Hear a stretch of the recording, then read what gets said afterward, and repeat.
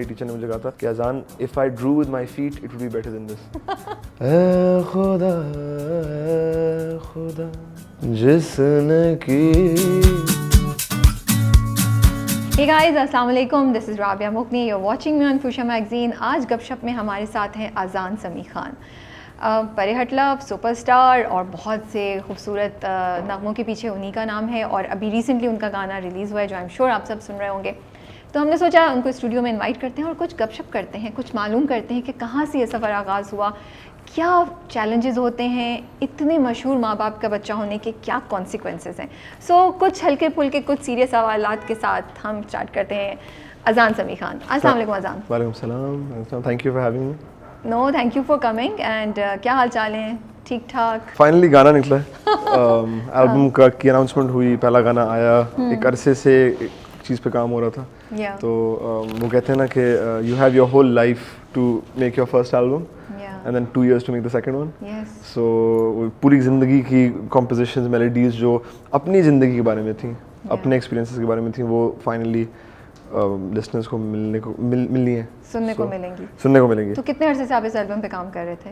The thing is, luck की अगर मैं बोलूँ तो वो परिहट लव सुपरस्टार की रिलीज़ के बाद मैं बैठा और आई वाज थिंकिंग कि अब क्या करना चाहिए। एंड आई फेल्ट कि वो बहुत दफ़ा होता था कि as when I was composing for movies अपने एक्सपीरियंसेस मैं दूसरे कैरेक्टर्स के ज़रिए से बयान करने की कोशिश करता जो गलत है।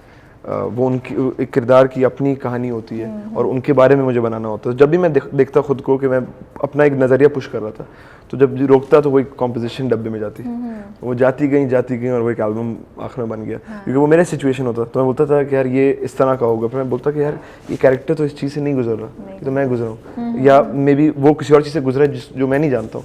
तो वो फोर्थ वॉल में तोड़ना नहीं चाह रहा था with the character. So then उस एक पेंट अप क्या कहते हैं एक्सप्रेशन को लेके ये एल्बम बनी। तो उसका पहला गाना मैं तेरा निकला है। सो इट्स एक रिलीफ भी है। मतलब जब फाइनल यूट्यूब पे प्रीमियर हुआ तो देन उसके बाद मैं बैठ गया, अब मैं क्या करूँ, मतलब बच्चा स्कूल गया।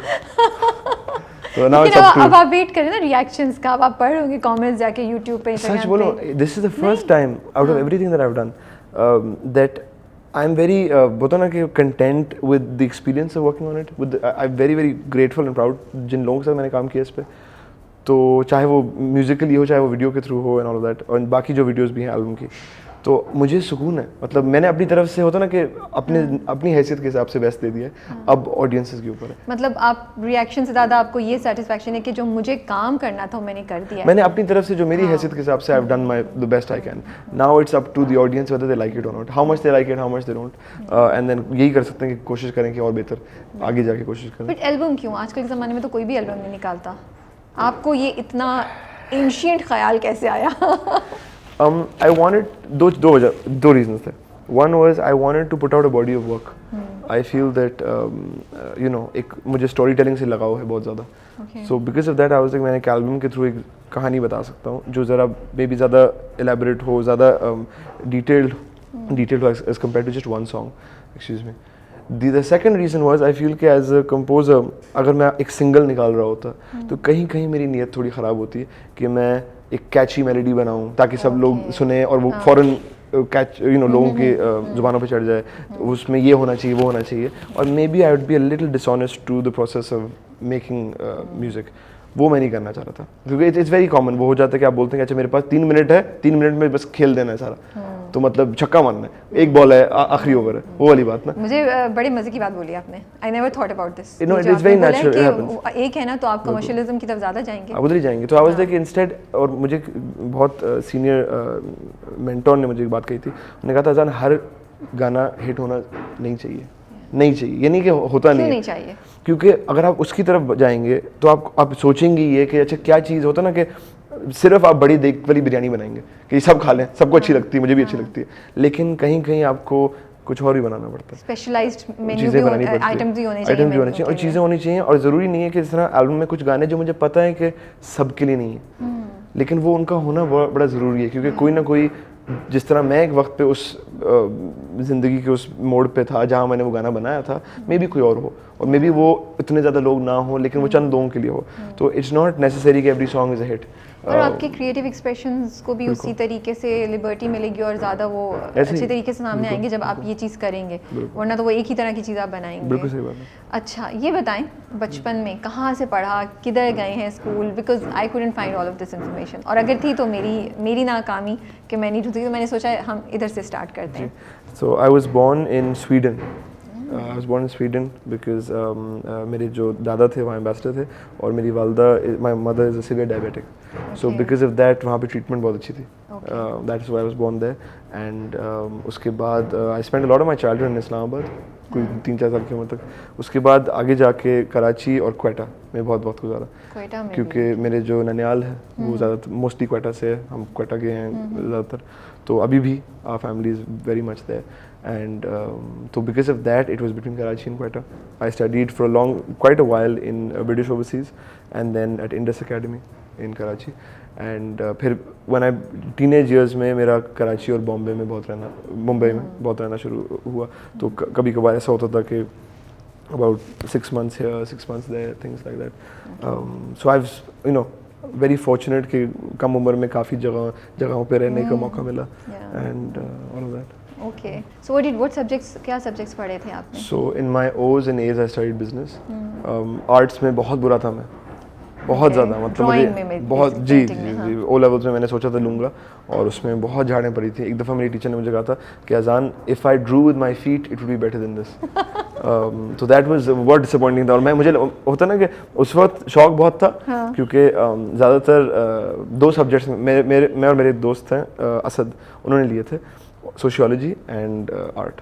और सच बताऊं उस वक्त एक ही वजह थी, क्योंकि उसमें ज़्यादातर लड़कियां होती थी, तो हमने ये इंटरव्यू बड़े मजे का होने वाला है, ठीक है, तो उसमें ज़्यादा लड़कियां होती थी, तो हमने बोला यार ये हमने क्लास लेनी है। तो हम 2 बॉयज़ होते थे, सोशियोलॉजी में बैठे होते थे, बाकी सब लड़कियां होती थी। हमने बोला ये मतलब सिचुएशन हो गई ना, वैल्यू होगी आप दोनों की। मैं वही कह रहा हूँ, बड़ा अच्छा था, लेकिन वो मसला ये होता था कि हम लोग, he is one of my closest friends, he is in US now, and हम लोग मतलब हंसी मजाक शुरू हो जाता था, तो तकरीबन उस हर क्लास में हमें बाहर खड़ा करते थे। ओहो, सारा मकसद ही खराब। एक पॉइंट आया था कि टीचर जब चलते हुए आ रहे थे क्लास के लिए, तो तुम लोग बाहर जाके खड़े हो जाओ क्लास से ही पहले, क्योंकि we were very bad, and हम लोग बोलते ना शुगर मस्ती, फिर लड़कियों को इम्प्रेस करने के लिए ना फालतू की जुगतबाजी एंड ऑल दैट। तो बट इट वाज गाते थे आप, तो ऐसा नहीं होता गाना क्लास में बैठे-बैठे गाना गुनगुनाना शुरू कर दिया? हमने बहुत बेवकूफ़ाना हरकतें की हैं, मतलब तो अच्छा गाते होंगे ना, तो इम्प्रेस होते होंगे लोग, लड़कियां? आई डोंट नो, इम्प्रेस होती थी। मुझे याद है कि मैं बहाने ढूंढता था स्कूल में कि कोई भी होता ना कि थिएटर में, स्कूल प्ले में कोई भी मौका मिले जहाँ पर मैं पियानो बजा सकूँ या कुछ कर सकूँ, ताकि ना मैं भी लोगों को दिखा लूँ। अपने घर में प्लान्स रखता था, क्योंकि मसला ये था कि मेरे 1-2 दोस्त गिटार बजाते थे। अच्छा। और मैं गिटार नहीं बजाता हूँ, अभी थोड़ा बहुत बजा लेता हूँ, तब नहीं बजाता था। अब वो गिटार लेके तो घूमते थे, क्योंकि गिटार आसान है लेके जाना, पियानो आप लेके नहीं घूम सकते। मैं बड़ा इरिटेट होता था कि मतलब वो लड़कियों को इम्प्रेस करें गिटार के साथ, मैं यूँ मुंह देख रहा हूँ बैठ के कि मतलब तो फिर मैंने बोला कि मैं कोशिश करता मेरे घर पे प्लान्स हो। मेरा एक दूसरा दोस्त था तलहा, जिनके घर पे एक कीबोर्ड होता था, तो आई वुड ट्राई कि वहाँ पर प्लान बने, ताकि मैं बहाने से ना मैं बजाना शुरू कर दूँ। अच्छा मुझे ये बताएं, मतलब मदर आपकी जो थी वो एक्टिंग की तरफ ज़्यादा इंक्लाइन थी, फादर टोटली म्यूज़िक, तो ये क्या दिमाग में शुरू से ही था कि मैं भी म्यूज़िक की तरफ या एक्टिंग की तरफ ही जाऊंगा, या कुछ और या कोई ऑप्शन, मतलब ये 2 ऑप्शन ही थे, कोई और ऑप्शन भी था, या आपका अपना भी इंक्लिनेशन थी इस तरफ? माय ग्रैंडफादर याहिया बख्तियार साहब, he was a lawyer, a very senior lawyer, and he was Attorney General Pakistan as well, twice, and so he, I believe, wanted me to be a lawyer. Okay. And जब मैं छोटा था तो मैं उनके साथ तैयार होके उनके साथ कोर्ट जाता था, हाई कोर्ट रूम में बैठता था साथ में, फिर हम बार रूम में जाते थे, बार रूम में उनको जो भी सारे, he was a senior lawyer, सब आके मिलते थे। मुझे बड़ा अच्छा लगता था, सुबह तैयार होता था 5-6-7 साल की उम्र में। फिर जब मैं थोड़ी सी अकल आई तो मैं उनके ऑफिस में गया, मैंने सारी किताबें देखी, ठीक है, वहाँ से ना मैंने बोला अजान तुम्हारा काम नहीं है, ठीक है, क्योंकि वो मैंने देखा, मैंने बोला 1-2 पढ़नी पड़ेंगी, ठीक है, लॉयर बन जाते इतने लोग हैं। फिर मुझे एहसास हुआ कि लॉयर बनने के लिए कितना पढ़ना पड़ता है, तो उस वक्त मैंने बोला कि नहीं अजान इस तरफ कट लो, ठीक है, ये अपना काम कर लो, ये बेहतर है तुम्हारे लिए। But no, I still think about it sometimes because he was my grandfather. I love him immensely, and I think sometimes कि उन्होंने क्या सोच के बोला था, मैं भी करना चाहिए था, लेकिन म्यूजिक is something जो मेरा एक बड़ा साथी रहा है पूरी जिंदगी। तो मतलब शुरू से म्यूजिक आपको पता था कि यही मेरी डायरेक्शन है, मुझे करना है ऑटोमेटिक, मतलब ये जीन्स I में didn't होगा? honestly. अच्छा। It wasn't till a few years ago कि I actually decided to do it. I used to Okay. do it क्योंकि वो मतलब ऐसा ऐसे वो मेरा एक साथी था, मतलब मैं उदास होता था, घर आता था तो कुछ ना कुछ कर रहा होता था म्यूजिक में। तो eventually it was like you know when I was a teenager, 14-15 साल की उम्र में थोड़ा बहुत किया था, कुछ उस वक्त अपॉर्चुनिटीज़ भी बन रही थी, but I didn't mentally take that leap. मैंने अम्मा अब्बा पर्टिकुलरली अम्मा ने बड़ा पुश किया था कि मैं लोगों को असिस्ट करूं, सीखूं अच्छा, ज़्यादा। तो काफ़ी चीज़ें सीखी थी, काफ़ी लोगों को असिस्ट किया था different points, to just get an idea के एक्सपोजर हो जाए आइडिया के अलग अलग एरियाज में क्या करते हैं। लेकिन वो घूम फिर के इस तरफ आई थिंक इनिशियली जब सुपरस्टार का स्क्रिप्ट लिखा जा रहा था तो वो इस तरह होता था कि आई वुड होता ना कोई सीन लिखता तो एक धुन आती जहन में, तो वो साथ साथ ना इस तरह बनता गया, या कभी कभी ये होता था कि एक धुन होती थी और बोलता था इसके ऊपर ये सीन होना चाहिए, तो फिल्म का सीन वहाँ पे लिखा। तो बिल्कुल एक वेवर्ड प्रोसेस था, but I remember Maharaj ji heard the songs first okay. And she you know till today I always hold her in that very very very high place for me, because उन्होंने push किया था, उन्होंने तुम्हें music करना चाहिए। And उस वक्त मैं लिटरली समझता था कि मैं तो ऐसे ही करता हूँ, मतलब मैं सीरियसली नहीं करता था। तो she is always pushed that very much and she is encouraged me very much to do it and she believed in it you know way very very long ago. तो इस तरह से शुरू हुआ था, but it was never a thing कि अब मैं ये करूँगा और मुझे म्यूजिक करना, यू नो इट वाज कि वो होता गया खुद ही होता है। खुदा, like for instance even the album, you know कभी ये फैसला नहीं किया था कि अब मुझे गाना चाहिए, ऐसा कभी भी नहीं होता। इट वाज कि ये गाने हैं, ये मेरी ज़िंदगी के बारे में, यू नो मैं तेरा जो है वो it's about initial romance, it's about जब आप पहली बार किसी से मिलते हैं जिनसे आपको मोहब्बत होती है कि वो क्या फीलिंग्स होती है, चाहे आप उम्र में किसी भी एज पे हो, वो एक फीलिंग हमेशा रहती है। सही बात है। एक यू नो 60 साल का शख्स दूसरे से मिलता है और उनको अट्रैक्शन होती है, तो यू हैव दिस फीलिंग कि वो ना बटरफ्लाइज होना शुरू होती हैं, दैट्स व्हाट मैं तेरा इज अबाउट। तो for me this are very personal songs, क्या आई वाज लाइक ये मुझे गाने चाहिए, चाहे अच्छे हो बुरे हो, मेरी आवाज़ से होने चाहिए, ताकि वो ऑडियंस जितना ट्रूली जितने ऑनेस्टली उनको सुनने को मिले, दैट वुड बी गुड। तो अम्मी कभी कहती नहीं थी अम्मा के नहीं एक्टिंग की तरफ ज़्यादा जाओ, या अब्बा कभी नहीं कहते थे म्यूज़िक, अब्बा के साथ कभी बैठ के शाम को म्यूज़िक की महफिल लगती थी या आप कंपोज करते थे या कुछ? आई थिंक या आप कभी प्रोसेस का पार्ट थे जब वो कंपोज कर रहे होते थे? तो उनकी प्रोसेस का पार्ट थोड़ा बहुत रहा हूँ, देखा है, लेकिन दोनों ने कभी ये नहीं बोला कि तुम्हें ये करना चाहिए, कभी भी नहीं बोला। ये हमेशा एक चीज़ क्लियर रही है कि दोनों बहुत क्रिटिकल हैं। अच्छा। वो मेरे फैंस उस तरह से कभी भी नहीं होंगे। वो हम बहुत क्रिटिकल हैं क्योंकि उनको पता है कि कोई भी जो बच्चा होता है मेरी तरह जो इंडस्ट्री में पलता है, जो किसी की औलाद होता है जो इंडस्ट्री में रहे हैं, उनके लिए आसानियाँ बहुत होती हैं, इसमें कोई शक नहीं, बहुत आसानियाँ होती हैं। And because of that they have always maintained a standard कि अजान देखो ये तुम्हारा स्टैंडर्ड होना चाहिए काम का, जब तक तुम इस लेवल पे काम नहीं करोगे, और वो उस प्योरली टेक्निकल बात करते हैं, उस वक्त तक तुम्हें हक नहीं बनता कि तुम ये चीज़ करो। And I really respect that. Honestly, when I was younger, it used to bother me very much.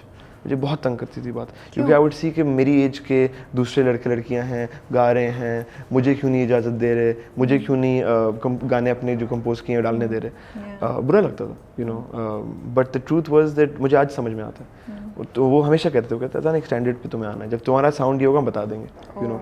तो I been very grateful to them today.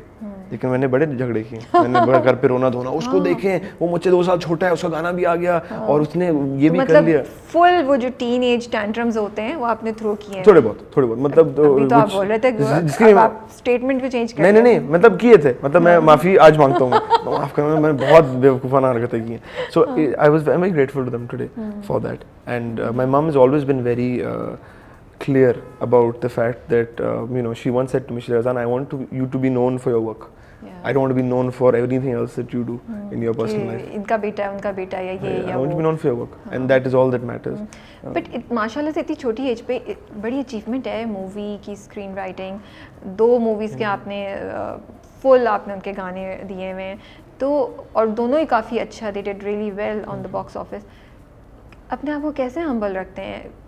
क्या है जो कि दिमाग को चढ़ने नहीं देती ये चीज़? बिकॉज मैं होती तो मैं तो बड़ी बात थी कि मैंने तो यार ये म्यूज़िक क्योंकि अगर मैं सच्ची बात बोलूँ तो वो म्यूज़िक गाड़ी में बज रहा है और आज तक बज रहा है। अगर आप देखें इंस्टाग्राम पे तो वो शादी पे जो आपके वो परहट के 2-3 गाने थे, और इवन नूरी गाना, वो भी पहले हम बॉलीवुड के गाने यूज़ करते थे, उसके बाद वो ट्रेंड आया, उससे पहले भी आ रहा था, बट इसमें बहुत स्ट्रॉन्ग ये ट्रेंड आया कि हमारी शादियों पे, पाकिस्तान की शादियों में पाकिस्तानी गाने यूज़ हो रहे थे। तो ये कैसे हम्बल रखते हैं अपने आप को आप?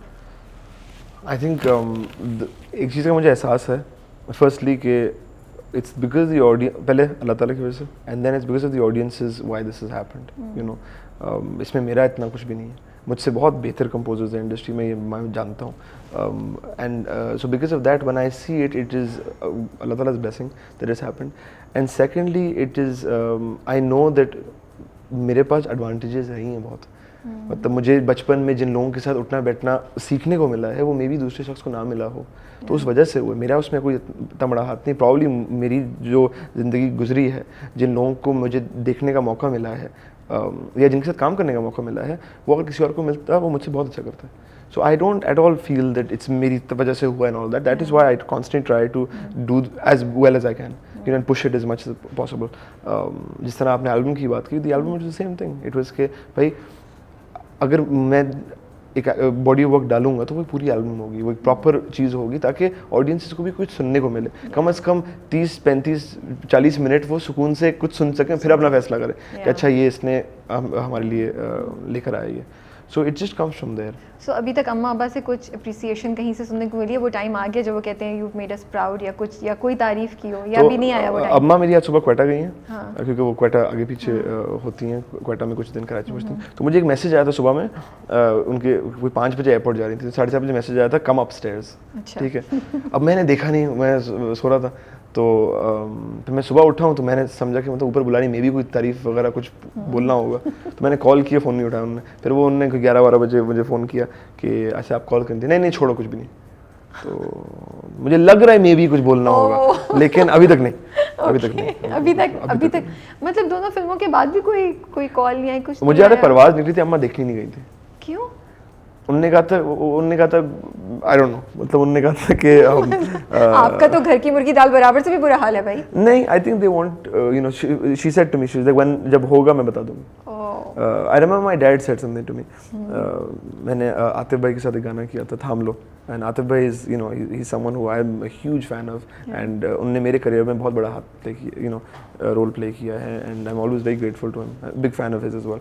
एंड मुझे बहुत इस तरह याद है कि उनके साथ जब मैंने थाम लो रिकॉर्ड किया था और वो रिलीज हुआ था तो बहुत सीना चौड़ा हो गया था कि मतलब आतिफ असलम साहब से गाना किया, यू नो, बहुत बड़ी बात है किसी भी कंपोजर के लिए. मेरे लिए बहुत बड़ी बात थी. तो I remember I sent it to my dad, and मैंने कोई मंडे को भेजा था, मुझे फ्राइडे को उनका जवाब आता है व्हाट्सअप. सॉरी. मतलब मैं देख रहा था ना कि मतलब कोई आएगा, कोई, यू नो, कॉल आएगी, थोड़ी इम्पोर्टेंस बढ़ेगी घर में, तो कुछ होगा. तो कहते हैं कि आतिफ को गाने का, ये तो उनका कमाल है, आतिफ का कमाल, तुमने क्या किया? तो कॉम्पोजिशन.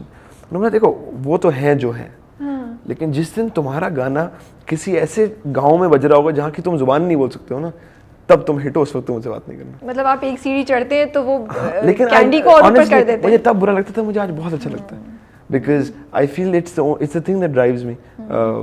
You know, जहाँ पर जब मुझे लगता है कि अच्छा अब मैंने कुछ सही किया ना, तो मुझे वो एक रास्ता आगे का दिखाते हैं जो मैंने मे बी ना देखा हो, और वो उनके एक्सपीरियंस की वजह से ही है. So I am happy. अम्मा ने हमेशा यही, जैसे आई थिंक कल या परसों की बात है कि उनको जब मैं तेरा दिखाई थी वीडियो पूरी, तो अगेन वही था ना कि तो अपनी तरफ से मैंने पूरा काम किया था. ठीक है. मुझे लगा कि पक्का है, उनको दिखाया, मैं टहल रहा था, मैंने बोला अभी आएगा रिएक्शन, अभी आएगा रिएक्शन, कोई तारीफ होगी. तो मैंने बोला अम्मा कैसा है?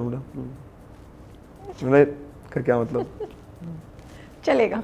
ठीक है, मतलब अच्छा चलें. आप फिर चली गई. फिर मुझे कहीं कहा कि my children are travelling right now. तो उन्होंने कहा कि अच्छा उनसे जब बात होगी ना बता देना. लेकिन बेस्ट रिएक्शन उनका था जब एल्बम कवर हमने अनाउंस किया, तो वो अपनी नाना नानी से मिलने गए ना, तो मैंने उनको भेजा. फिर मैंने कॉल किया बच्चों को, मैंने उनको भेजा, मैंने कॉल किया. मैंने कहा कि यू नो, अब उसमें एक अज़ल रिकॉर्ड्स ऊपर लिखा है जो मैंने अपनी कंपनी फॉर्म की थी, क्या कहते हैं, म्यूज़िक एंड कंपोजिशन की, जो हमारी बेसिकली ओन करेगी म्यूज़िक को. तो मैंने उनको कॉल किया. उसमें जो EL है वो इब्राहिम और लिली, जो मेरे बेटा और बेटी हैं, उनके नाम से मैंने रखा था. तो मैंने उनको फ़ोन किया एंड आई सेड कि you know did you see the, you know, the cover and all of that. तो माय सन सेड कि जी बाबा, या आई सॉ इट. मेरी बेटी आई, when did you go here? ठीक है. तो आई वाज लाइक अच्छा. फिर मैंने उनको समझाने, मैंने ऊपर देखो टॉप लेफ्ट पे लिखा हुआ है, ऐसा नहीं, ये आप लोगों के नाम है. तो कहते हैं कि मेरी बेटी देख रही है, करिए बाबा it's TV time right now, I have to watch Fireman Sam, I'll talk to you later, okay, bye. तो वहाँ पे वो जो हल्का सा भी ह्यूमिलिटी कम होने वाली थी ना, ठक करके ना वापस नीचे ज़मीन पे आ गया। तो इनको परवाह ही नहीं है क्या होगा। उनको मैंने वीडियो भेजा, अभी एक परफॉर्मेंस थी BCW पे, उसकी वीडियो भेजी, कैसी लगी? It was okay, what's happening, where is Dadi? तो छोटे भी है ना, how old are they? My son's going to be inshallah 7 this year and my daughter's going to be 5. नहीं सब पता है उनको, सब पता है, सब पता, परवाह नहीं है उनको। अच्छा, इन दोनों को पियानो सीखना था, ओके, तो मैंने सिखाने की कोशिश की। नहीं, मुझसे नहीं, अच्छा, मुझे सीरियसली नहीं लेना, बिल्कुल भी नहीं। मैं उनको बता रहा हूँ, नो बाबा that doesn't sound nice. Teacher आई जिन्होंने मुझे सिखाया है, ठक्कर के बैठ गए दोनों, बिल्कुल पिन ड्रॉप सीख रहे हैं। बच्चों का यही होता है, माँ बाप से उन्हें कुछ नहीं करना, वो सीरियसली नहीं लेना। तो मैंने पढ़ा आपके इंस्टा पे, मैं देख रही थी, एक तो आप लिखते बड़े खूबसूरत कैप्शंस हैं, वो मुझे बड़ा अच्छा लगा। मैंने बड़ी एक्सप्रेसिव हैं आप, you know, you like, because I see a lot of pictures are very big. I am very bad with social media, मैं कई वक्त बंद कर देता हूँ and I am not good with it, और फिर कभी-कभार आ जाता हूँ थोड़े वक्त के लिए। नहीं, बट कुछ पिक्चर्स के नीचे आपने बड़े अच्छे खूबसूरत कैप्शंस लिखे, कभी-कभार हो जाता है, गलती से हो जाता है। और इब्राहिम के नीचे आपने लिखा हुआ था कि इब्राहिम अप्रूव करता है, ऐसे ही। तो फिर तो क्या अभी मुझसे उन्होंने दोबारा पूछा था, मेरे आज तक जितने गाने आए वो सबसे पहले उन्होंने सुने, चाहे वो और लिली दोनों ने सुने। जब वो लिटरली 1-2 साल के भी थे, तो वो इशारे से हो जाता था, अगर अच्छा लगता था, और वो अगर बुरा लगता था रोने शुरू कर देते थे, तो मुझे पता था ये नहीं रिलीज करने का भाई, ये पंगा हो जाएगा, मतलब ये छोड़ दो। तो वो फर्स्ट अप्रूवल उन दोनों का आता है। तो अभी ये जो एल्बम है, अभी कैसे रिएक्शन देते हैं? अभी मैं तेरा पसंद, क्या क्रिटिसिज्म किया हुआ इब्राहिम ने किसी गाने का, बताएं। एक मैंने बनाया था, मैं जरा एक हार्ड रॉक जोन में जा रहा था, तो उन्होंने कहा दिस इज नॉइजी, ठीक है। ये तो बहुत बेइज्जती है, बेइज्जती। फॉर मैं आया वापस, मैंने मतलब सारे मतलब गुस्से में गाना बनाया, मुझे लगा कि बहुत मतलब पैशनेट टाइप चीज है, मैंने लगाया नहीं, you can't put it, Baba this is very noisy, and you dropped it. I dropped it, I was like, मैं उनको, I trust them very much, आज तक गलती नहीं हुई उनकी, उन्होंने जो गाने पे हाथ रखा है ना, वही सही हुआ। सो सुपरस्टार और परे हट के जब किए, तो उसमें से कौन सा अच्छा लग रहा था उनको? अभी तक जैसे परवाज़ में उनका फेवरेट था थाम लो और मुसाफिर। चॉइस अच्छी है भाई, थाम लो मुझे भी बहुत पसंद है। उनको थैंक यू। उनको क्या कहते हैं, सुपरस्टार में से बेकना पसंद था। मेरी बेटी को बेकना इसलिए पसंद है क्योंकि उनको पता है कि वो मैंने उनके लिए बनाया था, तो वो ज़रा सेल्फिश तरीके से ना कि that's my song, you know, तो उस तरह से पता नहीं गाना नहीं पसंद है कि नहीं, बट प्राउड फील करती है, पापा ने मेरे लिए बनाया। I think Ibrahim started realising more, he feels कि अच्छा ही इज माय डैड, वो ज़रा ज़्यादा होता है, रियलाइजेशन हो रही है कि पोजीशन क्या है। बिल्कुल। लिली जो है वो क्योंकि बेटी है ना, तो वो ज़रा ये होता है कि मतलब अगर मैं कहीं पे जैसे कल था कि मैं एक जगह पे था और काम कर रहा था, और उनको पता था कि बाबा बिजी है ना, तो फिर वो बस कॉल पे रहना है कि मतलब मुझे टाइम मुझे देना है, मतलब ये नहीं कि और चीज़ें क्यों हो रही हैं, तो वो ज़रा उस तरह आ जाता है टेंशन सीकिंग। तो वो जो ग्रोइंग ईयर्स थे आपके, यू नो, उस टाइम पे कौन थे लोग जिनसे आपने सीखा कुछ, या आपने कहीं कंफ्यूजन थी, कुछ था, कहीं फंसे थे किसी ट्यून की कंपोजिशन में या किसी भी ख्याल में, वो कौन लोग थे? मैं वो जानना चाह रही हूँ, वो सफ़र का वो पार्ट जानना चाह रही हूँ मैं। सच बताऊँ, there have been many people, you know, I know it sounds generalized, but there have been many people, and I'm very very grateful for that. मुझसे लोग अक्सर कहते हैं कि अजान being, जिस तरह आपने mention किया, certain people's kid and all of that, and honestly because मेरी वालदा ने मुझे अपने साथ बहुत रखा था, तो जो होता ना कि वो चाह रही थी कि मैं उनके साथ टाइम स्पेंड करूँ, so I would end up being on set since I was very young, and so I built my own relationships with a lot of people. होता ना कि आपको बड़ा होते हुए दिखते हैं, सो यू एक तरीके से अपनी भी रिलेशनशिप थी लोगों के साथ, and I think that any kid in my position who grows up in the industry, that is their biggest leverage. Their biggest leverage is not the opportunity. Their biggest leverage is the fact that they get to see that. They get to see the best of the best people at work. I've learned extensively about work ethic and discipline. Mahira ji, her work ethic is incredible. Matlab, and it's work ethic teamed up with the human being. You know, as far as she's concerned, she has one of the most incredible, hard-working work ethics I've ever seen on a person. Yet she is an equally, if not much bigger human being, and a very very big human being. So with Atif bhai, जब मैंने आतिफ भाई के साथ काम करने का मुझे मौका मिला, तो he was incredibly disciplined.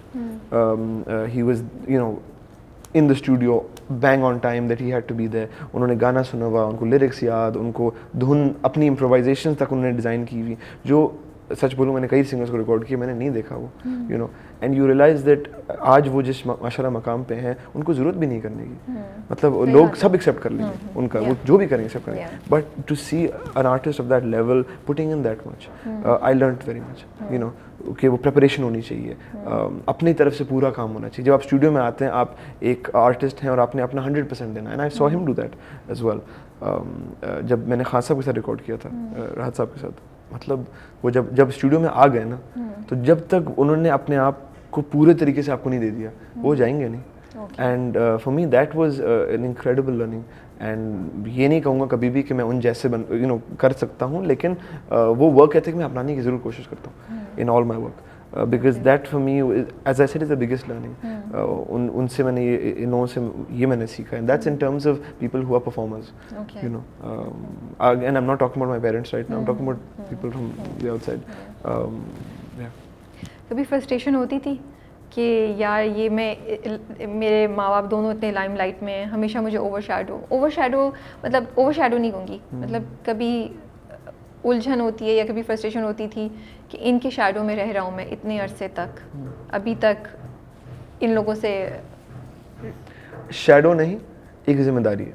Okay. वो जिम्मेदारी का एहसास हमेशा से रहा है और वो रहेगा। वो जिम्मेदारी कभी नहीं, कभी आपके पेशेंस को टेस्ट करती थी? पेशेंस को नहीं, एक वो होता था कि ये ज़रूर होता है कि जाहिर सी बात है मैं अपने करियर के स्टार्ट में हूँ अभी, एंड आपको फ़ौरन ही जब मैं स्टूडियो में होता हूँ तो कभी कभार मुझे ये महसूस होता है कि मैं जो साथ में लोग काम करें उनको मैं उनकी ज़रा ज़्यादा पुश कर रहा हूँ, और वो यही होता है कि कोई ज़रूरत नहीं है, मतलब जो है वो चल जाएगा, लेकिन वो क्योंकि मेरे जहन में कॉन्स्टेंटली होता है कि चल जाएगा is not good enough, it has to be a certain standard. ये नहीं कि मतलब you know, my mom always says to me कि अगर आपकी फिल्म सिनेमा में निकलती है तो साथ वाले सिनेमा में किसी लेजेंड की फिल्म भी लगी हो सकती है, तुम्हारी फिल्म उससे आगे तुमने अपनी तौर पे पूरा डालना है। अगर आपका गाना यूट्यूब पे आता है तो वहाँ लेजेंड्स के गाने मौजूद हैं और आप एक ही प्लेटफॉर्म पे हैं, चाहे आप छोटे हों बड़े हों जहाँ से भी हों, तो वो स्टैंडर्ड बहुत ज़रूरी है।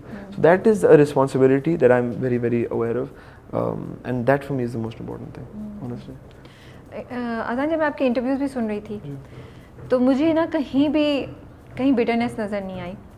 आपके पेरेंट्स की बहुत पहले डाइवोर्स हो गई थी। यूजुअली ऐसी फैमिली से जब बच्चे आते हैं, सॉरी कि मैं इस तरह बोलूँ, I don't mean to generalise, but usually देखा ये है कि वो थोड़ी सी बिटरनेस आ जाती है बच्चों में। वो एक पेरेंट के अगेंस्ट होते हैं या दोनों के अगेंस्ट होते हैं या कुछ होते हैं, या उनको शिकवे शिकायत होते हैं कि यार ये हालात ने हमारे साथ ऐसा क्यों। आपके अंदर मुझे ये चीज़ नज़र नहीं आती है, और मुझे नहीं पता वो इंटरव्यू में आप you covering it very well या जो भी है, जितना मैंने सुना अभी भी बात करते हुए, मुझे वो इत्मीनान, वो सुकून नज़र आ रहा है जो मुझे बहुत सी जगहों पे नहीं नज़र आता है। तो मेरा पहला सवाल ये कि ये किस वजह से है, कैसे किया आपने ये? और दूसरा मैं ये इसलिए पूछ रही हूँ कि जो बच्चे इस वक्त इस चीज़ से गुजर रहे हैं या जो माँ बाप इस चीज़ से गुजर रहे हैं, यू नो, कोई कपल है जिसके बच्चे हैं जो अभी सेपरेट होने का सोच रहा है या कुछ, आप क्या एडवाइस करेंगे उनको? क्या आपकी ज़िंदगी की चीज़ें हैं जो उनको शायद थोड़ी सी पेन से बचा सकें या उनको वो इत्मीनान दिला सकें जिस स्टेज पे आप हैं आज? आई थिंक सबसे पहली बात मैं बोलूँगा कि खुदा के बाद मैं जो कुछ भी हूँ अपनी वालदा की वजह से हूँ, और इसमें कोई ज़रा भी डाउट नहीं है। That will always be the case and that is the fact.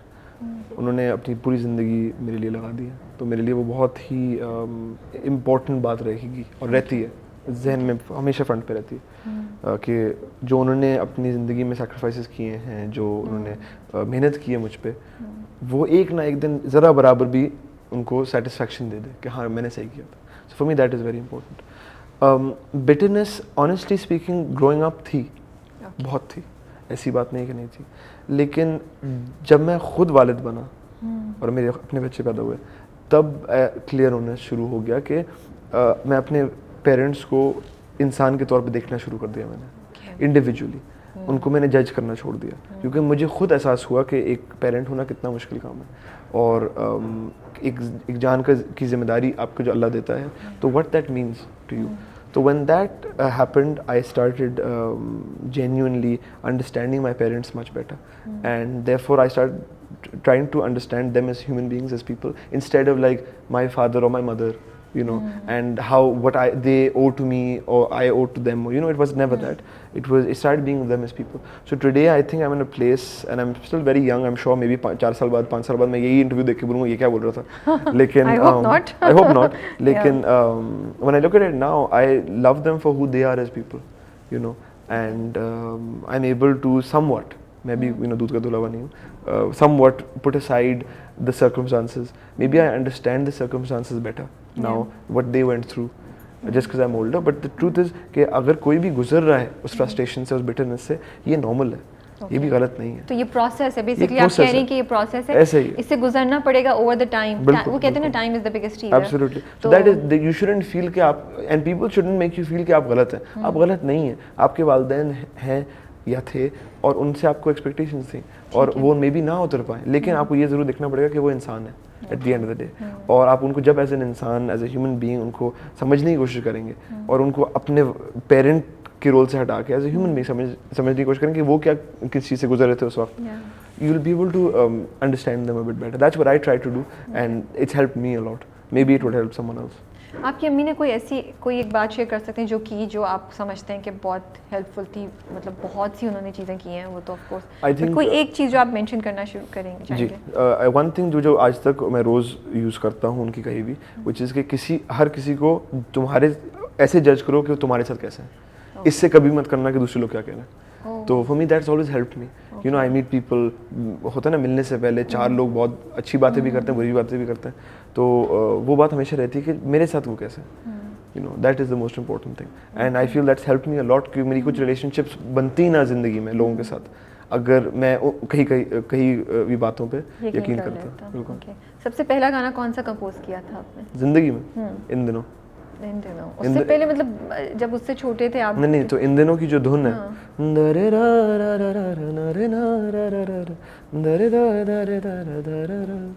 वो मैंने कुछ 7-8 साल की उम्र में कंपोज किया था.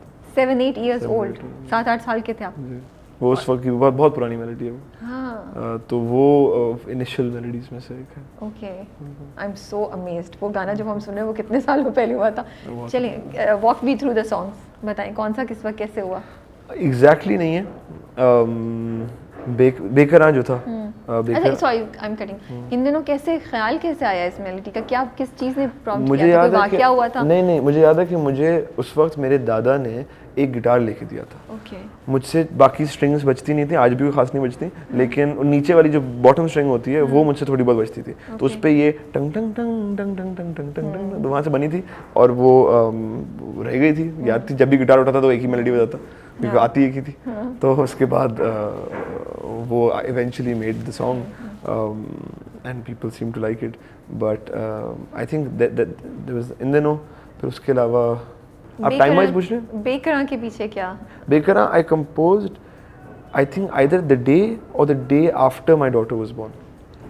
तो बेकरां भी बड़ा झगड़ा बना था. अच्छा. क्योंकि बेकरां इवेंचुअली जो बहुत खूबसूरती से पिक्चराइज हुआ है, वो पूरा एक डांस सीक्वेंस थिएटर के अंदर.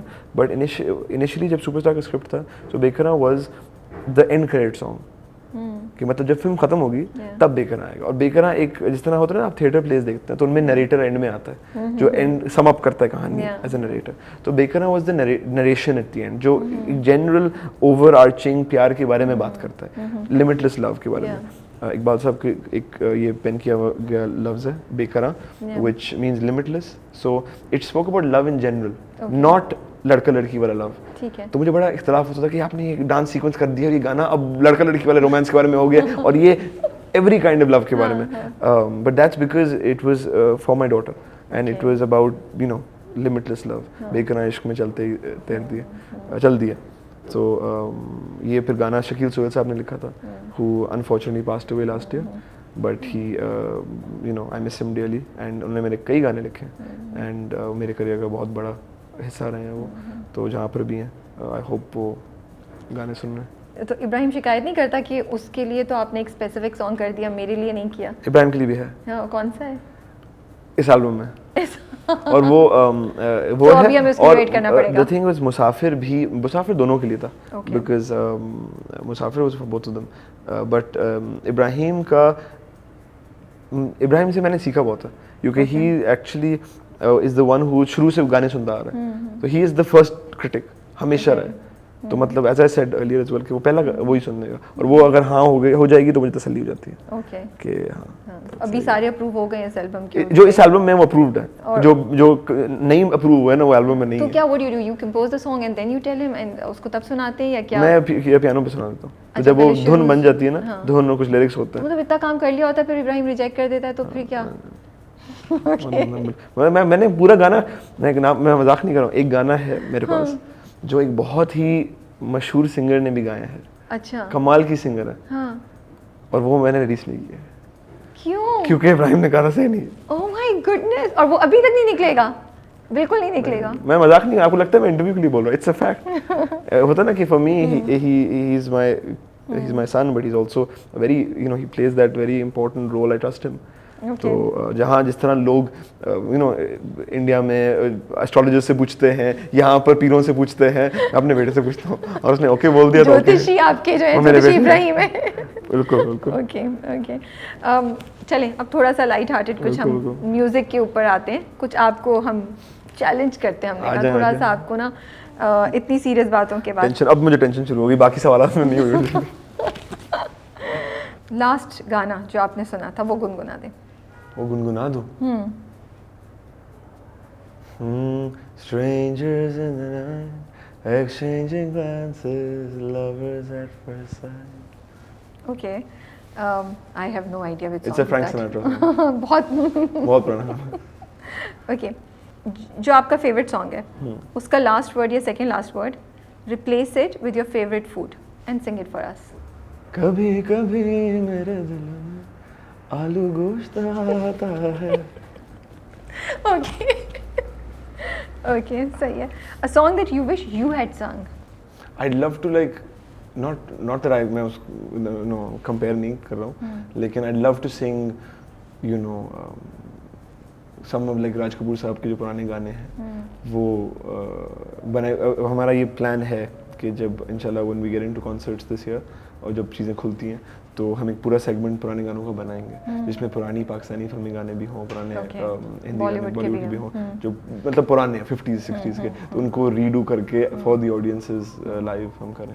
हाँ, बट उसमें से कोई एक अगर आप सोचें कि आपको अपॉर्चुनिटी मिली होती उस वक्त पुराना गाना पुराने किसी जन्म में। लग जा गले के फिर हंसी रात हो न हो, शायद फिर इस जन्म में मुलाकात हो न हो, लग जा गले। ठीक है, अब जो लास्ट टेक्स्ट मैसेज आपने किया था या आया था उसको गा के सुनाए हमें। निकालना पड़ेगा। अच्छा, एक मैसेज है मेरे दोस्त का, कॉल कर लेना मेरे भाई। अच्छा, आई एम एक्साइटेड कि कैसे सुनाया जाएगा मैं गा के। कॉल कर लेना मेरे भाई, कॉल कर लेना मेरे भाई। इतने खूबसूरत तरीके से बोलेंगे आप। अच्छा ओके, वैसे ये बताएं, अम्मी को जब गुस्सा हो जाती थी गा के मनाते थे? नहीं, कभी नहीं, जूता पड़ता था। और कभी चिढ़ाने के लिए भी नहीं? वो होता है ना बच्चे कर रहे होते हैं ना, अम्मा ऊपर सीढ़ियों पे चढ़ती हुई पीछे से जोर जोर से आवाज में गा रहे हैं, कुछ ऐसा होता था? ऐसे मतलब कभी कभी अम्मा को मैं तंग बड़ा करता हूँ, अभी भी करता हूँ। एक वक्त मुझे याद है कि हमारे जब भी मेरा होता ना रिपोर्ट डे जो होता था जब एग्जाम्स के बाद, तो मुझे याद है मैं बड़ा क्लियर होता था कि अगर अच्छा रिपोर्ट आया ना तो अम्मा कुछ होता ना कि कुछ मेरे लिए लेकर आती थी घर, कोई दुकान से रुक के कोई चॉकलेट या कुछ ले आती थी, और अगर बुरा होता था ना खाली आता थी। तो मुझे याद है एक दफ़ा खाली आता आई और मुझे सीढ़ियों से दूर से नज़र आ रही थी ना कि अम्मा ऊपर आ रही है, तो यार डांट पड़ने वाली है, बैड सीन है। तो तब मैं फ़ौरन कमरे में गया, गाना बजाना शुरू कर दिया, पियानो वगैरह ऑल ऑफ दैट। अब तो मे बी ना कि अंदर जब आएंगी तो झाड़ कम पड़ेगी। मुझे उस वक्त पता था कि ये साल अच्छा नहीं गया, ये एग्ज़ाम बुरे गए और उसमें मसला होने वाला है। तो मैं बजा रहा था तो झाड़ फिर भी पड़ी। फायदा म्यूजिक कुड नॉट, थोड़ा सा मुझे लगता है मे बी थोड़ा सा कम हो गया, थोड़ा सा कम उस वजह से कुछ बिजी है, कुछ कंपोज करने की कोशिश कर रहा है, क्योंकि हमारे घर में she is always been a very disciplined person, always very disciplined. तो फ्राइडे लास्ट डे होता था स्कूल का, हाफ डे घर आते थे, सैटरडे इवनिंग तक ना आप चिल कर सकते हैं। अगर शाम तक संडे मॉर्निंग नजर आए ना कोई फालतू हरकत करते हुए कि टीवी देख रहे हैं, वीडियो गेम्स खेल रहे हैं बाहर ना, तो डांट पड़ जाती थी कि मतलब बाय सैटरडे इवनिंग ना काम पे लग जाओ भाई, बहुत हो गया, 1.5 दिन पूरा मिल गया है फारिग।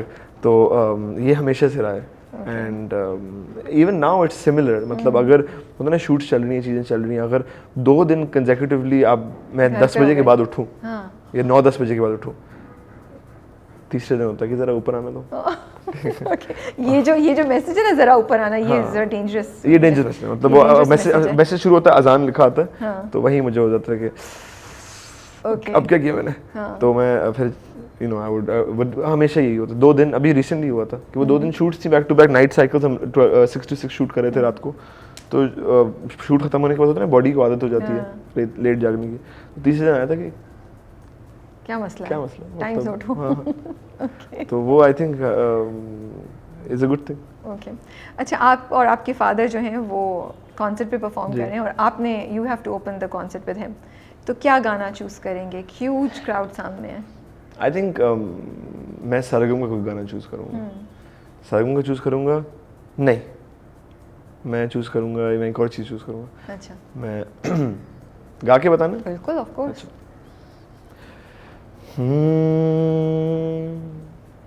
ऐ खुदा जिसने की जुस्तजू मिल गया उसको तू, सबका तू रहनुमा।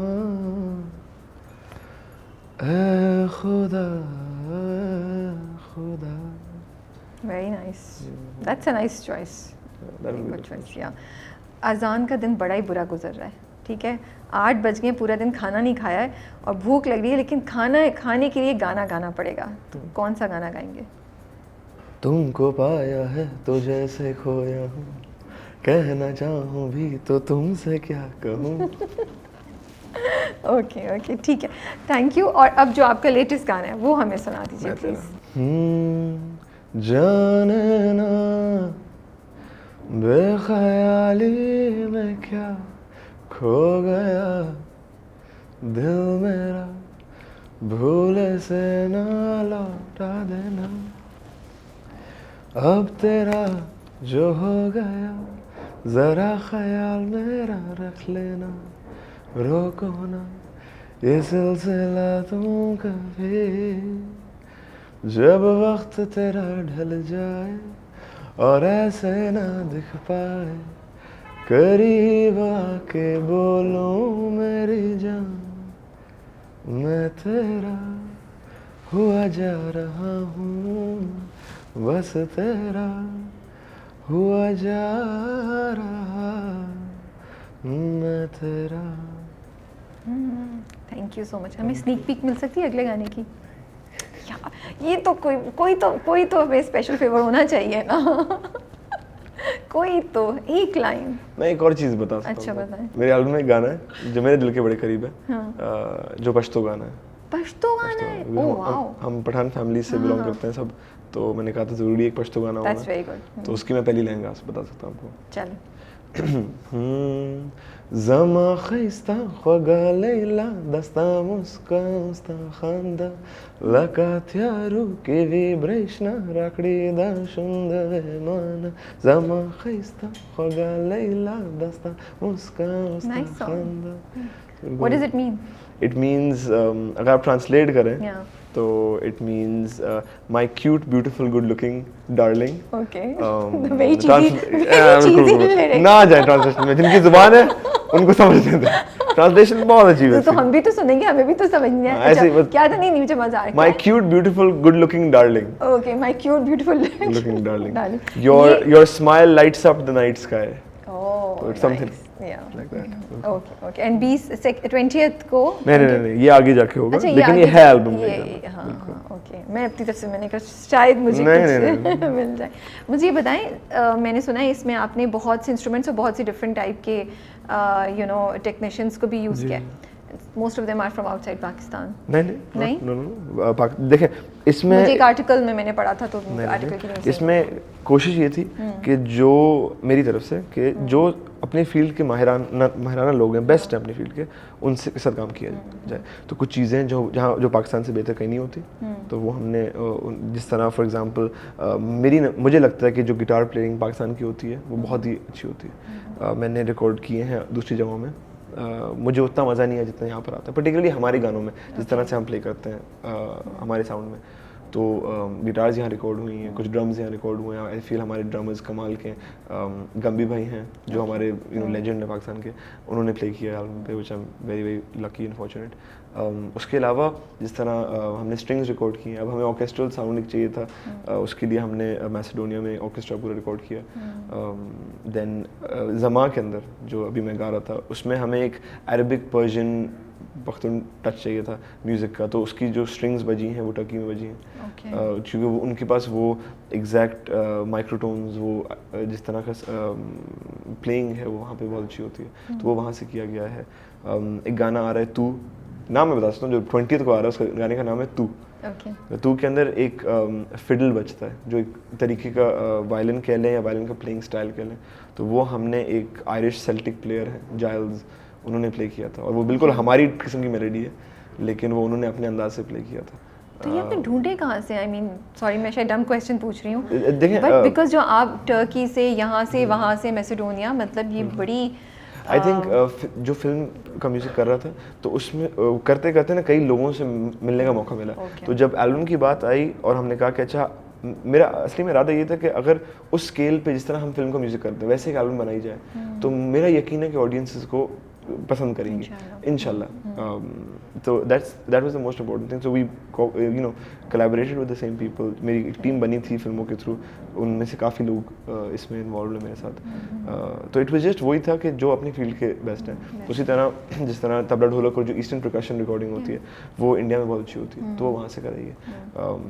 अलॉट ऑफ मेरी कई चीज़ें यहाँ पर हुई हैं, तो it's really depended on what was anyone's forte and expertise. Because आप, ये मेरा लास्ट क्वेश्चन है, मुझे पता है भाई टीम भी देख रही है, आपको भी टाइम का लास्ट क्वेश्चन।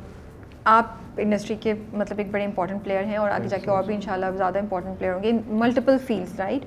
तो मेरा ये क्वेश्चन बोलने, एक आइडिया सजेशन बोलने, लाइक आई डू नो कि ये कुछ फैसिलिटीज़ पाकिस्तान की म्यूज़िक इंडस्ट्री के पास नहीं है, या वो एक्सपर्टीज़ नहीं है, जैसे अभी आपने मेंशन किया।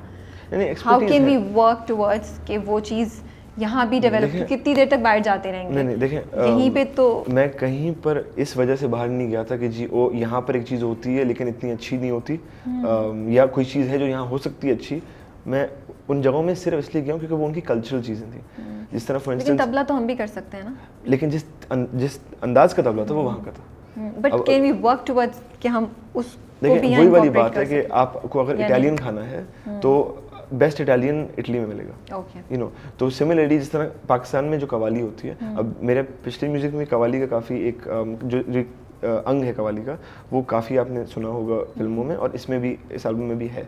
अब कवाली पाकिस्तान से बेहतर दुनिया में कहीं नहीं होती, तो वो सारी इधर हुई है, एंड वो मेरी हमेशा कोशिश होती है कि वो सारी तकरीबन इधर ही हो। लेकिन it's just about the area कि फॉर इंस्टेंस हमें सैक्सोफोन प्लेयर चाहिए, एक स्पेसिफिक स्टाइल का सैक्सोफोन प्लेयर चाहिए, वो लेट्स से लंदन में एक पब में कहीं प्ले करते हैं भाई, उनके साथ हमने ढूंढना पड़ेगा। तो it was for that, it's never been कि हमें कोई ऐसा से कम तरीके पाकिस्तान में कोई चीज़ नहीं है, और वो नहीं, माशाल्लाह पाकिस्तान में we have everything, you know, over here there is no question about that. It was just कि फोर्टे, मतलब आपको चाइनीज़ खाना है तो बेहतर है कि उन्हीं से कराए जिनका काम है। हमने टर्की में स्ट्रिंग्स सिर्फ इसलिए किए थे क्योंकि वो जो अरबिक स्टाइल होता है प्लेइंग का, वो लोग बहुत अच्छा करते हैं।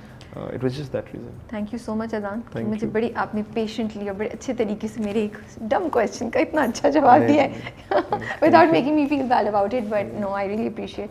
Thank you so much for your time. बड़ा मज़ा आया किससे सुन के, गपशप लगा के, एंड हम वी आर लुकिंग फॉरवर्ड कि बाकी हमें गाने जल्दी जल्दी सुनने को मिले और हम फिर वर्डिक्ट दे सकें पूरी एल्बम पे, बिल्कुल कैसा है ये और नहीं, यू नो, या कहीं बीच में आधे ये आधे नहीं, you know, let's see. Wish you all the best. Thank you so much, thank you for having me.